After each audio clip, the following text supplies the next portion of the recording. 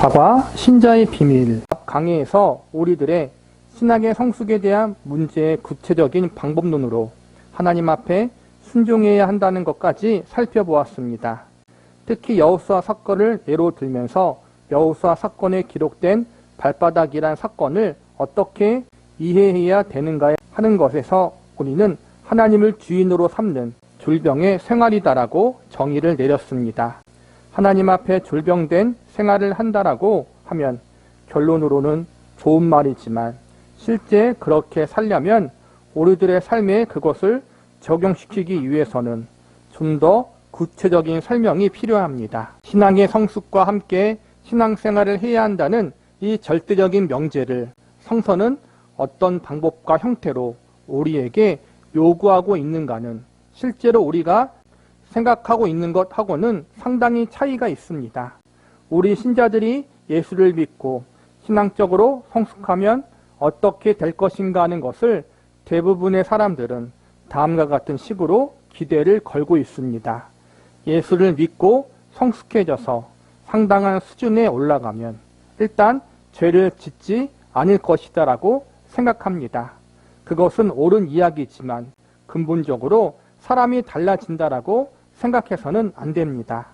죄 짓는 것에 대해 민감해지고 매사에 욕심도 안 생기고 죄에 대한 유혹도 안 생기는, 말하자면 밥도 안 먹고 화장실도 안 가는 천사와 방불해질 것이라는 생각은 갖지 말라는 이야기입니다.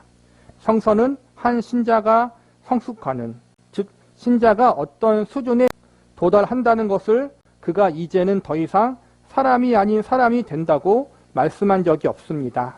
본문의 고린도후서 4장 7절 말씀입니다. 우리가 이 보배를 질그릇에 가졌으니 이는 능력의 심이 큰 것이 하나님께 있고 우리에게 있지 아니함을 알게 하려 함이라. 이렇게 이원화시켜서 이야기를 합니다. 진리라는 보배를 갖고 있는 것과 그 보배를 싸고 있는 질그릇이 변화한다는 것과는 그 의미가 다릅니다. 예수를 믿어서 변화했다는 것은 질그릇이 변화했다는 것이 아니라 질그릇 안에 보배를 가졌다는 것밖에는 바뀐 것이 없는 것입니다. 질그릇 자체는 결코 변화가 없습니다. 신자들의 신앙의 성숙도에 있어서 제일 많이 오해되는 것이 바로 질그릇 자체가 무슨 보석으로 변화될 것이라고 믿는 것입니다.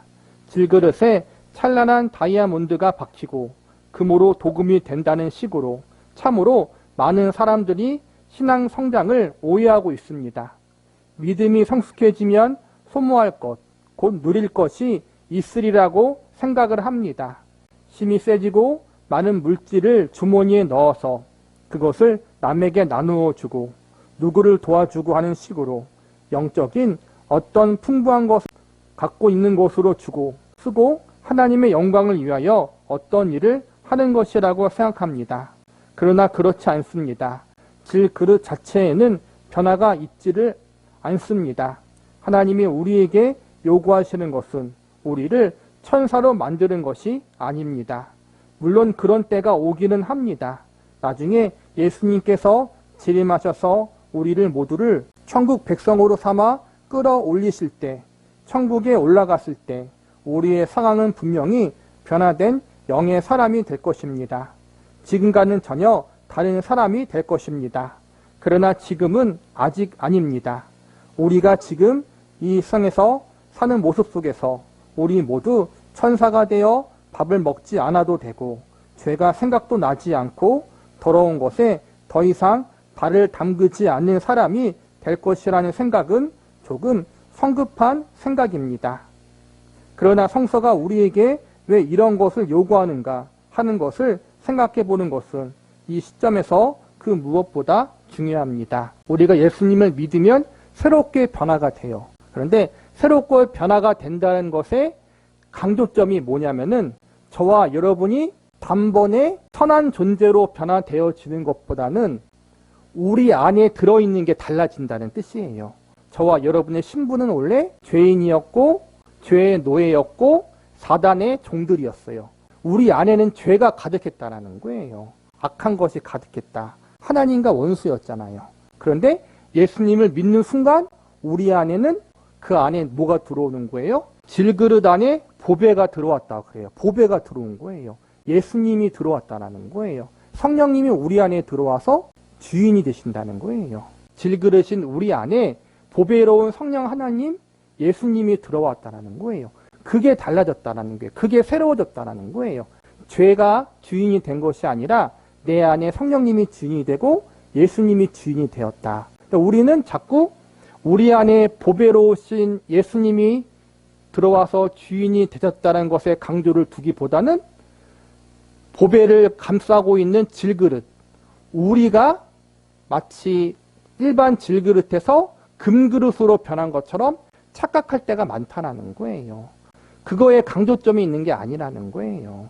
우리는 질그릇에 너무나 우리 자신에 대해서 초점을 둘 때가 많다. 그런데 성경에서 새롭게 된다는 의미는 우리 안에 있는 보배, 예수님께 있다는 초점이 있다는 것을 우리가 기억하자는 거예요. 우리가 생각하기에는 우리가 잘 되는 것이 우리가 죄를 더 이상 저지르지 않고 거룩해지며 완벽해지는 것이 하나님께 도움이 되고 하나님의 영광을 증명하는 가장 좋은 길일 것이라고 생각합니다. 그러나 성서는 그렇게 요구하지 않고 있는데 어려움이 있습니다.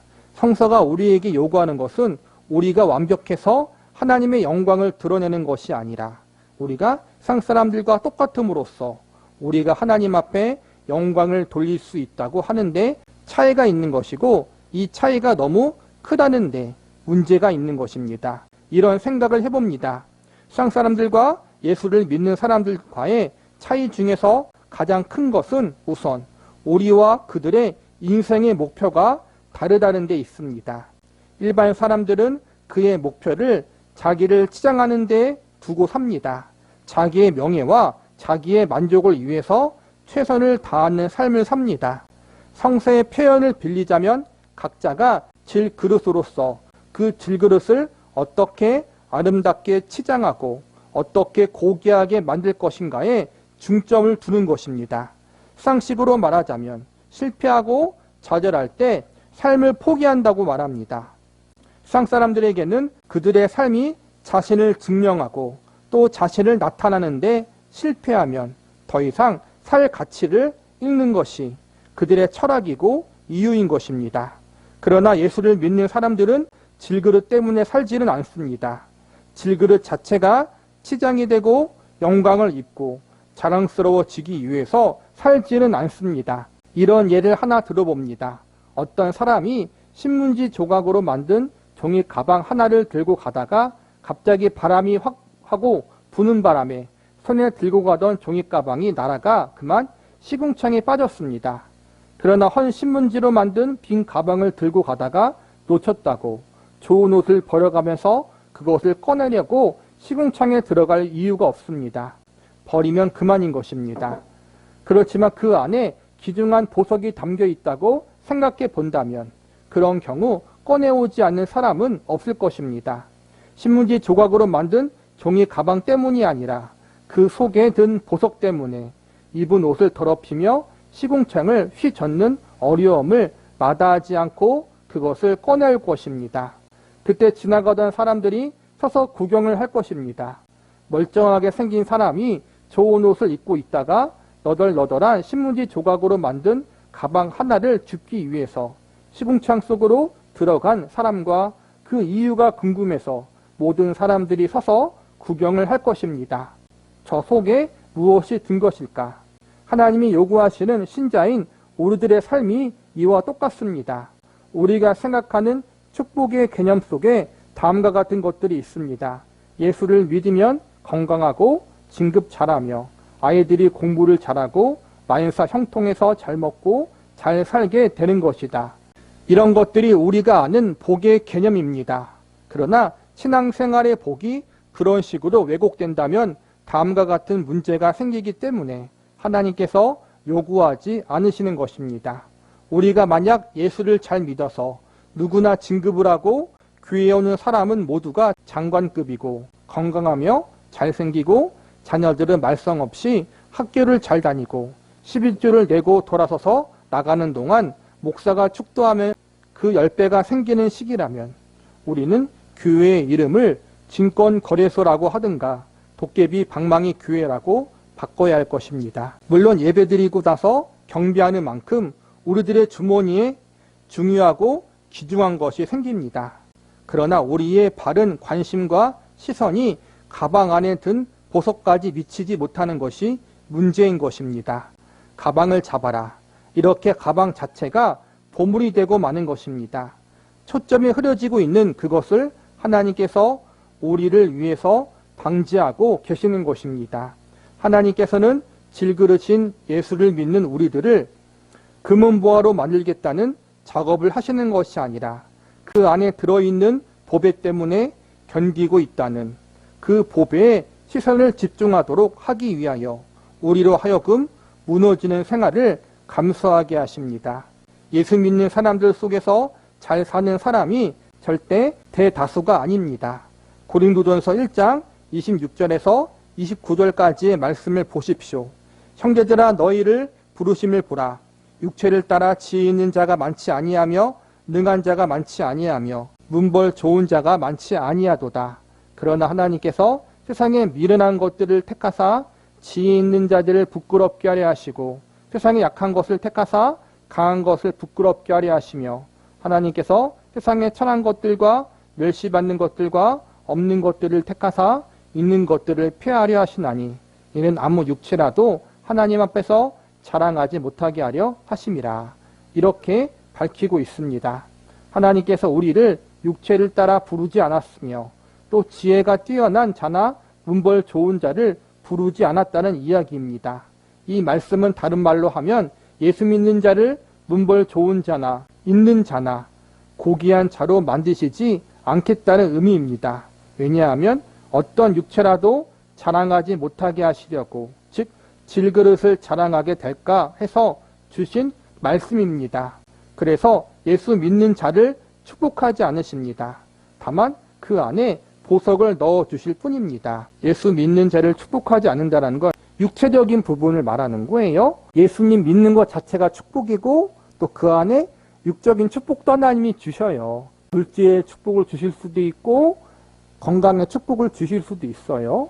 지혜의 축복을 줄 수도 있고. 그런데 성경의 증언에 의하면 예수 믿는 자의 대다수는 없는 자이고 가난한 자이고 배운 것이 적은 자들이 대다수였다라는 거예요. 그리고 하나님이 이렇게 부족하고 연약한 자를 부르신 이유는 그들로 하여금 내가 잘나서 예수님을 믿는 것이 아니라 내가 못났어도 하나님의 은혜로 나를 구원하셨구나라는 사실을 증거케 하시고 또 그들을 통해서 복음을 증거케 하사 복음을 듣는 사람이 구원받게 되는 것이 그들의 능력이나 그들의 수단에 의한 것이 아니라 전적인 성령님의 역사임을 증거케 하기 위해서 하나님이 이렇게 하셨다라는 거예요. 예수 믿는 자가 다 모든 것들이 잘 되면은 우리는 인간이기 때문에 질그릇을 자랑할까 봐 그렇다는 거예요. 질그릇은 자랑할 것이 아니라 질그릇 안에 있는 보배가 자랑할 것이고 우리가 바라볼 것은 질그릇을 얼마나 아름답게 치장하는 것이 아니라 그 안에 있는 보배가 얼마나 아름답고 소중한 것인가에 초점을 맞춰야 되는데 만약에 하나님을 믿는다는 것이 복을 주는 조건이 되고 원인이 되고 그게 가장 큰 비중을 차지하면 우리는 우리 안에 있는 보배이신 예수님께 집중하기보다는 겉에 있는 육체적인 축복에 집중할 수 있기 때문에 하나님은 그러한 방법을 많이 사용하지 않으신다는 거예요. 우리가 이 보배를 질그릇에 가졌으니 이는 능력의 심이 큰 것이 하나님께 있고 우리에게 있지 아니함을 알게 하려 함이라. 능력이 심이 커요. 너무나 커요. 그런데 그게 어디에 있는 거예요? 우리에게 있지 않고 하나님께 있다는 걸 알려주기 위해서 질그릇 자체에 축복을 주는 게 아니라 질그릇 안에 보배를 주셨다라는 거예요. 그게 가장 사실은 큰 축복이죠. 우리 안에 예수님을 주신 게 가장 큰 축복이라는 거예요.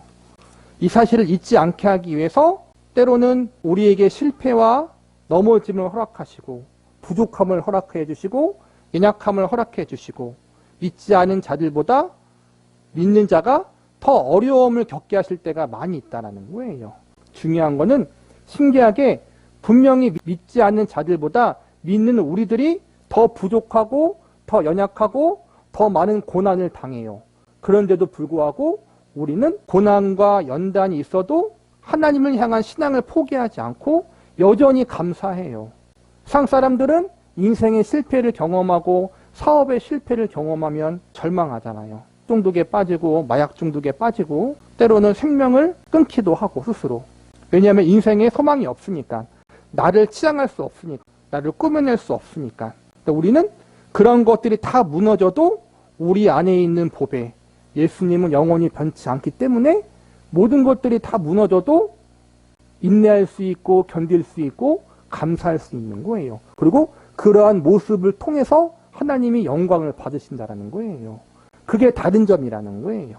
예수 믿는 사람들의 가진 진리와 생명이 무엇인지를 전달하기 위하여 우리로 하여금 제3자가 오해하지 않도록 하기 위해서 질그릇을 좋은 것으로 만들기를 일부러 거부하십니다. 혹 옆에서 볼 때 우리가 보배 때문에 사는 질그릇이 아름답게 된 것으로 인하여 질그릇 때문에 사는 것으로 오해될까봐 질그릇을 일부러라도 훨씬 못하게 만드실 수밖에 없습니다. 뿐만 아니라 누가 보아도 이 사람이 가진 질그릇이 내가 가진 질그릇보다 훨씬 못한데도 왜 좌절하지 않고 자포자기하지 않고 오히려 떳떳무쌍하게 사는가? 라는 의심을 일으키게 되기를 원하고 계시는 것입니다. 이것이 바로 신자인 우리에게 요구되는 성숙입니다. 이것을 아는 지식을 성숙된 신앙이라고 말하며 신앙생활을 한다고 하는 것입니다. 그래서 신앙생활은 싸움인 것입니다. 당하는 것이지 승리하는 것이 아닙니다. 질그릇의 차원에서의 승리나 남을 압도하는 것은 기독교인에게 거의 없습니다. 또한 거의 없다는 것은 있을 수도 있다는 것을 내포하고 있습니다. 바로 다음과 같은 경우에서입니다. 질그릇을 치장해주는 사람이 있습니다. 왜냐하면 질그릇을 치장해서 치장된 질그릇을 갖고 있는 사람이 그것으로 만족하지 않고 또 그것으로 자랑하지도 않으며 오히려 다른 것을 바라게 함으로써 또 하나의 증명을 얻고 싶어하는 것입니다. 남보다 나은 질그릇을 갖고 있음에도 불구하고 즉 보석박히고 도금한 질그릇을 갖고 있으면서 그것을 자랑하거나 그것을 만족하지 않고 다른 것을 추구하고 있다는 말씀입니다. 예수 믿는 사람이 추구하는 목표와 내용이 치장된 질그릇이 아닌 다른 것을 그렇게 증명하고 싶어하는 것입니다. 그러나 대다수의 사람들은 당하는 것으로 증명하는 것이 사실입니다. 간혹 100에 하나 정도 하나님이 육적인 축복을 주시는 사람들이 있어요. 예수님 믿고 잘되게 하시는 사람들이 있어요. 믿음의 거부들이 있다는 거예요. 근데 하나님이 그렇게 허용하신 것은 그들을 통해서 이 사람이 분명히 돈도 많이 갖고 있고 사회적으로 지위도 높고 명예도 높고 권력도 높고 잘 사는데도 불구하고 그것을 자랑하고 그것으로 말미암아 살지 않고 그가 갖고 있는 보배로우신 예수님으로 말미암아 산다. 이것을 보여주기 위해서 하나님이 허용하신다라는 거예요. 즉 잘 사는 것, 세상에서 성공하는 것이 목적이 아니라 그걸 다 이루었음에도 불구하고 그것보다 예수가 더 중요하다는 것을 그 사람을 통해서 증거케 하기 위해서 하나님이 간혹 복을 주시는 사람들이 있다는 거예요. 그러나 대다수의 사람은 그렇게 잘 되는 걸 통해서 하나님께서 하나님을 드러내기보다는 반대인 경우 어렵고 고난받고 연단받는 상황 속에서 그럼에도 불구하고 감사하고 소망을 품고 살아가는 모습을 통해서 하나님이 영광을 받으신다. 그게 대다수의 사람들, 성도의 삶이라는 거예요. 고린도후서 4장 10절을 보면 이렇게 진술되어 있습니다. 우리가 항상 예수 죽인 것을 몸에 짊어지면 예수의 생명도 우리 몸에 나타나게 하려 함이라. 한 걸음 더 나가서 이 사건이 이렇게도 전개되어야 합니다. 예수 믿는다는 것은 그가 가진 보배 때문에 사는 것입니다. 즉 우리라는 질그릇이 파괴되고 실패되는 것으로 무너지지 않는 보배를 갖고 있다는 것이 첫 번째 증명의 목표이고 그 다음 목표는 적극적으로 이제는 질그릇을 파괴하는 삶을 살라는 요구입니다. 첫 번째는 세상이 우리 질그릇을 파괴하는데도 불구하고 좌절하지 않음으로써 질그릇 말고도 다른 것을 갖고 있다는 것을 증명하는 것입니다. 두 번째는 신앙적인 적극성으로 질그릇을 스스로 파괴하는 생활을 해야 한다는 것입니다. 여기서는 이렇게 이야기하는 것입니다. 우리가 예수 죽인 것을 몸에 지님으로써 예수의 생명이 나타나게 한다는 뜻입니다. 이 강해의 서두에서 말씀드렸던 것을 이런 차원에서 다시 한번 증명해 볼 필요가 있는 것 같습니다. 곧 예수를 믿는다는 것이 선한 사람이 되는 것이 아니며 거룩한 사람이 되는 것도 아니라는 것입니다.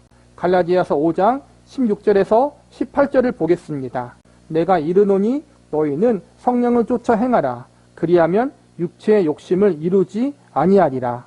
육체의 소욕은 성령으로 거스리고 성령의 소욕은 육체를 거스리나니 이 둘이 서로 대적함으로 너희의 원하는 것을 하지 못하게 하려 함이니라. 너희가 만일 성령의 인도하시는 바가 되면 율법 아래 있지 아니하리라. 그리고 나서 19절부터 육체의 열매가 나오고 22절부터 성령의 열매가 나옵니다. 그리고 22절입니다. 그리스도 예수의 사람들은 육체와 함께 그 정과 욕심을 십자가에 못 박았느니라. 이 말씀 때문에 우리가 모두 어려워합니다. 그리스도 예수 안에 사람들은 육체와 함께 정과 욕심을 십자가에 못 박았으니 이제 우리는 육체에 대한 유혹도 없고 죄에 대한 동기도 우리 안에 없어야 되지 않은가라는 당연한 질문을 합니다. 그러나 다시 한번 16절을 봅니다. 내가 이르노니 너희는 성령을 쫓아 행하라. 그리하면 육체의 욕심을 이루지 아니하리라. 바로 이 말씀이 나오는데 이를 바꾸어 말하면 육체의 욕심을 이룰 수도 있다는 이야기가 됩니다. 그리스도 예수의 사람들은 그 육체와 함께 정과 욕심을 십자가에 못 박았다고 선언받은 신자들에게 하는 말씀입니다. 곧 우리가 육체를 쫓을 수 있고 육체의 열매를 맺을 수 있다고 이야기하는 것입니다. 상사람들과 예수를 믿는 사람들의 차이를 저 사람들은 죄를 짓는 사람들이고 우리는 선한 일만 하는 사람들이라고 성서는 말씀하지 않습니다. 상사람들은 죄밖에 지을 줄 모르는 사람들입니다. 그리고 그들이 가장 잘할 수 있는 일은 죄를 짓지 않은 일입니다. 적극적으로 예수를 믿는 일까지 이르지 못합니다. 죄를 짓는가, 죄를 안 짓는 일까지만 합니다. 여기서 말하는 죄는 행위적인 것을 말합니다. 그렇지만 죄를 안 짓는 것도 죄입니다. 왜냐하면 예수를 믿지 않기 때문에 적극적 차원에서인 죄인 것입니다. 신자는 예수 그리스도를 쫓아 성령의 열매를 맺을 수 있게 된 자입니다. 그러나 아직도 죄를 지을 본성이 그에게 있는 자입니다. 예수 그리스도로 말미암아 거듭났고 하나님의 사람이 되었음에도 불구하고 아직 죄를 지을 수 있다는데 어려움이 있습니다. 그러나 근본적으로 지옥 갈 죄인으로서 하나님을 모르는 죄를 범할 수는 없습니다.